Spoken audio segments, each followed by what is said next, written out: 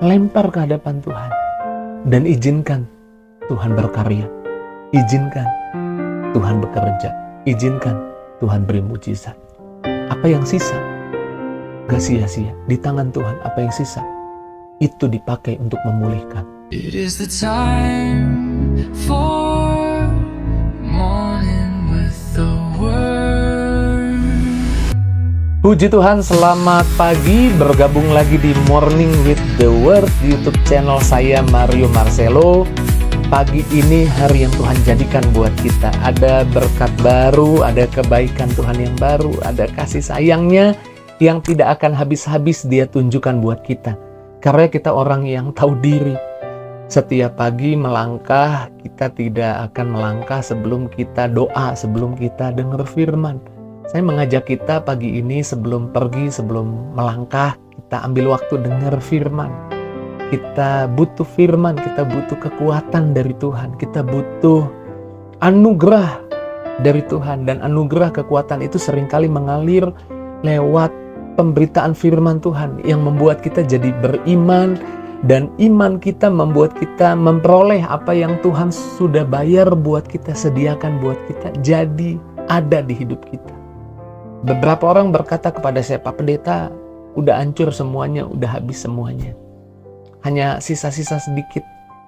Hari-hari ini ya saya nggak berani melangkah lagi, nggak kuat lagi untuk bangkit, nggak kuat lagi untuk beriman. Karena yang sisa cuman sedikit, semua udah hancur, sudah berantakan.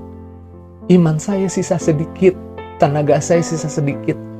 Air mata saya bahkan sisa sedikit, saya udah banyak nangis Pak Pendeta. Yang ada di hidup saya sisa sedikit. Saya menghadapi pergumulan, menghadapi masalah, dan capek rasanya, semua sisa sedikit. Sebagai hamba Tuhan saya mau bilang, apa yang sisa jangan remehkan. Karena lewat apa yang sisa, Tuhan bisa memberkati hidupmu. Kadang kita pikir itu hanya sisa, gak bisa jadi apa-apa lagi. Nasi sudah jadi bubur. Tapi bersama Tuhan, lihat apa yang sisa. Tuhan justru pakai itu untuk alat sebagai kemenangan dan pemulihan besar-besaran buat hidupmu.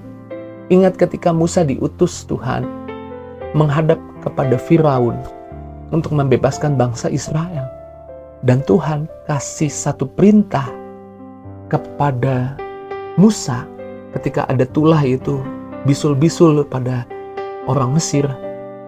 Perintahnya seperti ini. Kita baca di Keluaran 9. Saya mau baca dari terjemahan sederhana Indonesia. 2 ayat 8 dan 9. Kita bisa siapkan. Keluaran 9 ayat 8 dikatakan, lalu Tuhan berkata kepada Musa dan Harun, ambillah beberapa genggam abu dari tempat pembakaran. Musa harus melemparkan abu itu ke udara di hadapan raja. Ayat 9, abu itu akan menjadi debu halus yang akan tersebar ke seluruh Mesir dan menyebabkan bisul-bisul bernanah pada manusia dan binatang di seluruh Mesir. Tuhan memberi perintah kepada Musa dan Harun, ambil beberapa genggam, segenggam abu dari sisa pembakaran. Ini apa yang udah hancur. Abunya ini, sisanya ini. Tuhan suruh ambil. Apa hikmatnya buat kita hari ini? Apa yang udah hancur? Bisnis saya udah hancur, kesehatan saya udah hancur karena saya gagal menjaga kesehatan saya. Kesehatan saya sudah hancur, masa depan saya sudah hancur.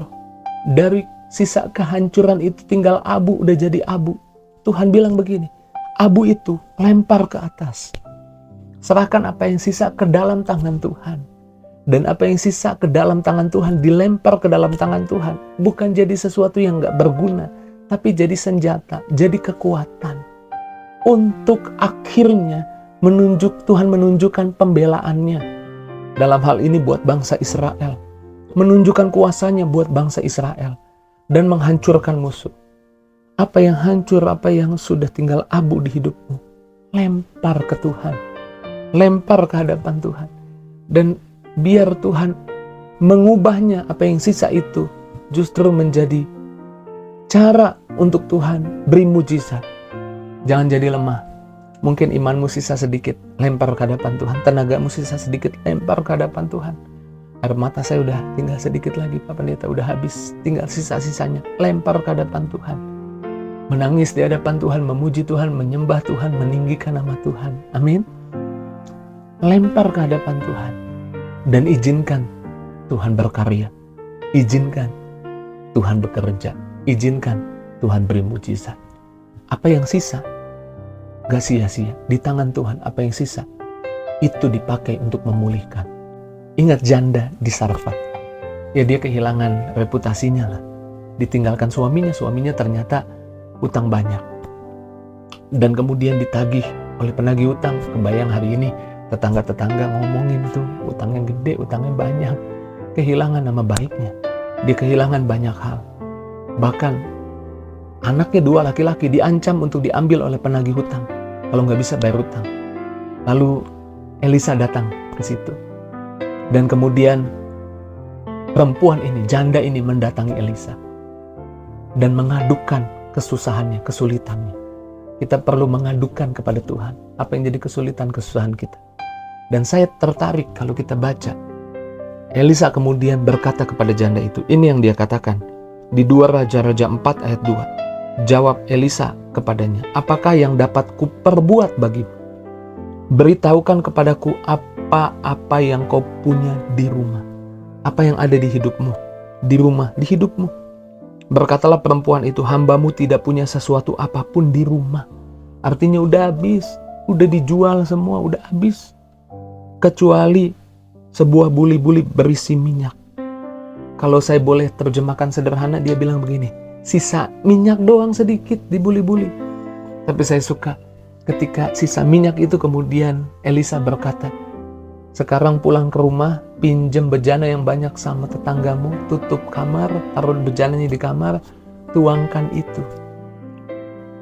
Buli-buli berisi minyak itu tuangkan ke satu bejana, kalau udah penuh ganti bejana yang lain, dan akhirnya penuh semua sampai habis. Dan lewat minyak yang sedikit itu, sekarang dia punya minyak yang banyak. Datang kepada Elisa dan berkata, apa yang dapat kuperbuat dengan minyak yang banyak ini? Jual, bayar hutangmu. Artinya minyak itu bisa bayar hutang. Dan saya suka dikatakan lebihnya pakai untuk engkau bersama anakmu di sisa hidupmu. Artinya itu jadi kayak tabungan masa depan gitu. Artinya yang Tuhan kasih jauh lebih banyak. Berasal dari mana minyak itu? Dari yang sisa, dari yang sedikit, dari yang sisa di imanmu, dari yang sisa di tenagamu, dari yang sisa di air matamu, dari yang sisa di pengharapanmu ketika engkau serahkan kepada Tuhan, ketika engkau doa sama Tuhan. Justru dari yang sisa itu kelimpahan terjadi, mujizat terjadi, kuasa terjadi. Saya nggak tahu masalahmu apa, tantanganmu apa, mungkin masalah ekonomi, masalah kesehatan, masalah anak-anak. Mungkin kau berkata, Pak Pendeta, yang saya punya tinggal sisa-sisa saja. Yang sisa itu di tangan Tuhan. Tuhan bisa pakai yang sisa itu untuk buat mujizat.